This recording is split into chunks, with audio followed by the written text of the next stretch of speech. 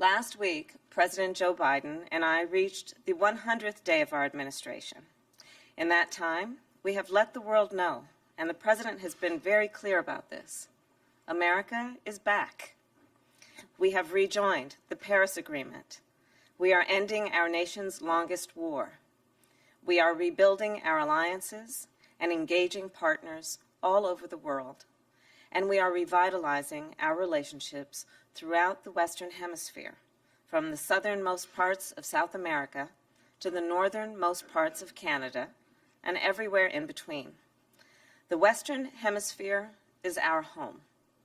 And because it is our home, because the people within it are our neighbors, it is imperative that we promote democracy and good governance, security, and prosperity within the region.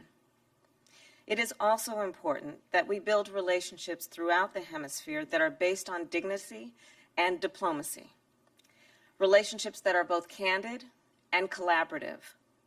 The strength of the United States of America depends on the strength of all of the Western Hemisphere. In so many ways, our fates are intertwined. That is especially true of Latin America, one of our fastest growing trade partners. To be sure, our relationship with Latin America is bigger than trade, and our relationship is incredibly complex and at times has been incredibly complicated. Today, I want to make clear that our administration firmly believes in the potential of the region and in the power of the people of the region. Latin Americans are shaping their own future. They are writing their own story. They hold the pen. As I see it, our role is to read those words, take them in, and help however we can as Latin America writes its own next chapter. Put another way, the United States is committed to supporting the vision of the people in the region, in their need for relief, in their hope for opportunity, in their calls for justice. 8 years ago, President Joe Biden addressed this conference. Then Vice President, he led our nation's diplomatic efforts within the Northern Triangle and with Mexico. Recently, he asked me to take the lead. This is a priority for our nation and a role that I take very seriously. We are all well aware of the immediate situation. The citizens of El Salvador, Guatemala, Honduras are leaving their homes at alarming rates. But there's a fundamental truth behind that headline.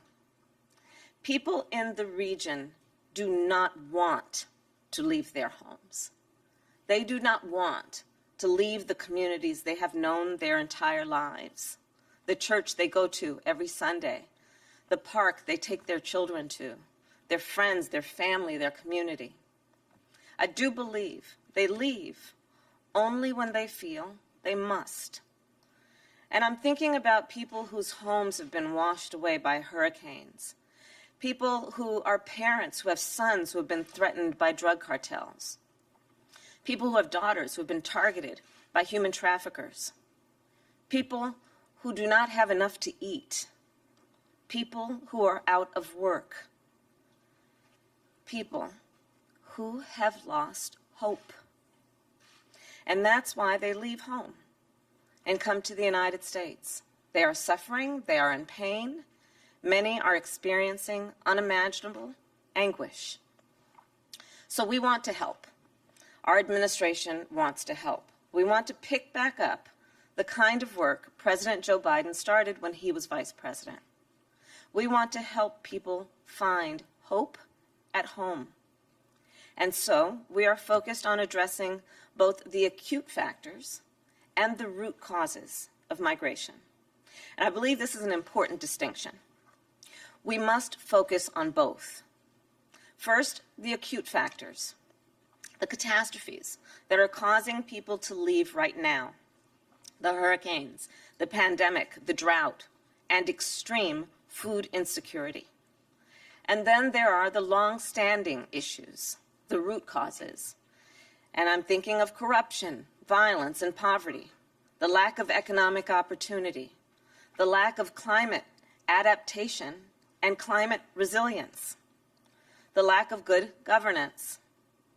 Just this weekend, we learned that the Salvadoran parliament moved to undermine its nation's highest court. An independent judiciary is critical to a healthy democracy and a strong economy.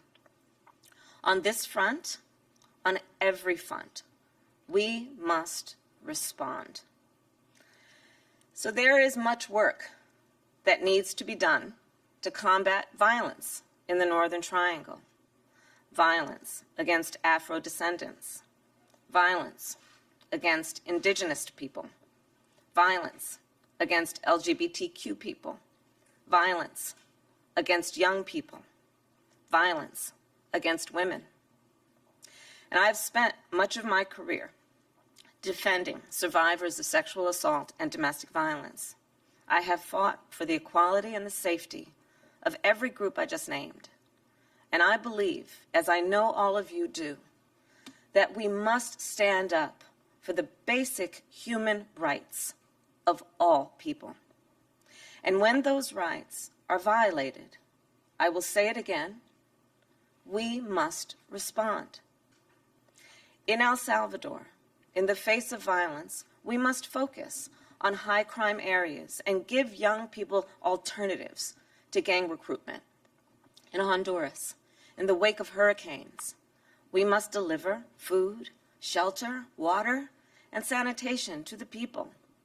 And in Guatemala, as farmers endure continuous droughts, we must work with them to plant drought-resistant crops. We must also help them and help women farmers increase their harvests. This work makes a difference.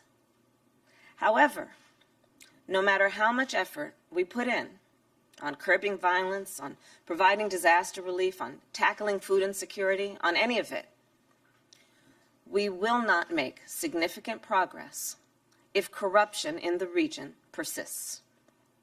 If corruption persists, history has told us it will be one step forward and two steps back. And we know corruption causes government institutions to collapse from within, preventing people from getting their children educated, from getting a business started, from getting a fair trial. In the Northern Triangle, we also know that corruption prevents us from creating the conditions on the ground to best attract investment. And around the world, we know that corruption inhibits shared prosperity. In fact, the global cost of corruption is as much as 5% of the world's GDP. 5%. The work from combating corruption to combating climate change will not be easy. And it is not new. And it could not be more important. And it will take all of us. All of us. The United States cannot do it alone. With all of us gathered here today, I'm very hopeful about what we can accomplish together. Our administration is implementing a comprehensive strategy with governments and international institutions, the private sector, foundations, and community organizations. The idea here is that our work will be coordinated and that every sector will have a role to play. First, regional governments. Governments in the region can take on corruption, lift up their communities, and provide safety and security for their citizens. For instance, last week I had a bilateral meeting with the Guatemalan president, and we agreed to strengthen cooperation to shut down human traffickers and smugglers. In just a few days, I will meet virtually with the President of Mexico, and in a month from now, I will visit both countries. Second, there is a role for governments outside of the region and international institutions. The United States ambassador to the United Nations is working within the UN to support their humanitarian response plan. I've also spoken with world leaders from Canada, Finland, Ireland, Japan, about partnering with us to help the Northern Triangle. And for our part, the United States has announced that we will send an additional $310 million to the region.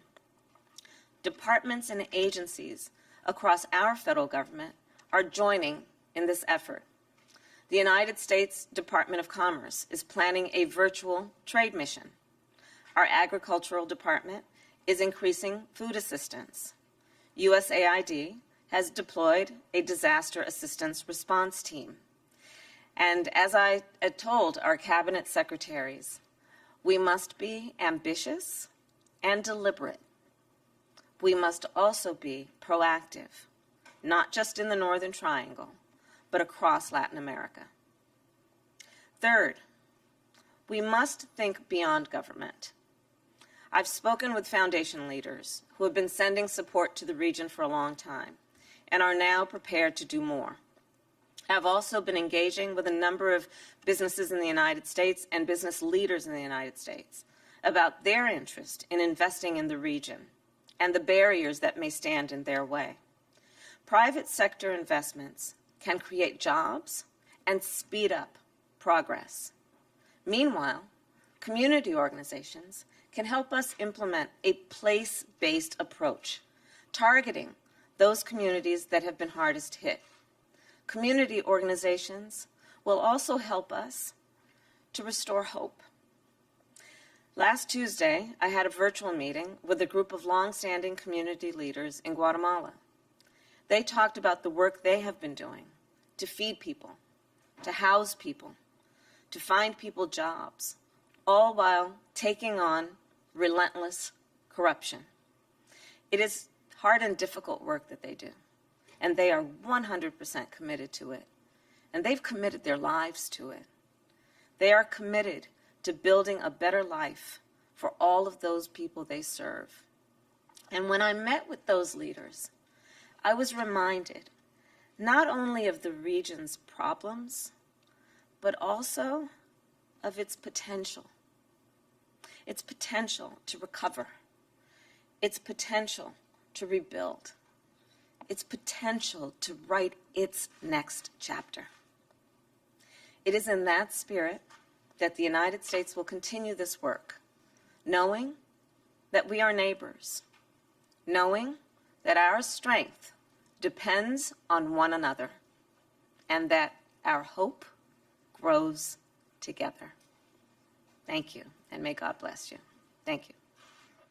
Hey guys, did you know we have a podcast called WJ Live? The Western Journal's mission is to equip readers with the truth, and that's the same mission we have on WJ Live. You'll hear from writers, editors, and special guests on the most important topics of the day. You can catch us Monday, Wednesday, and Friday at 5 p.m. Eastern and 2 p.m. Pacific, right here at youtube.com/WJ Live. While you're there, help us out by subscribing and hitting the bell so you don't miss any future episodes. See you there.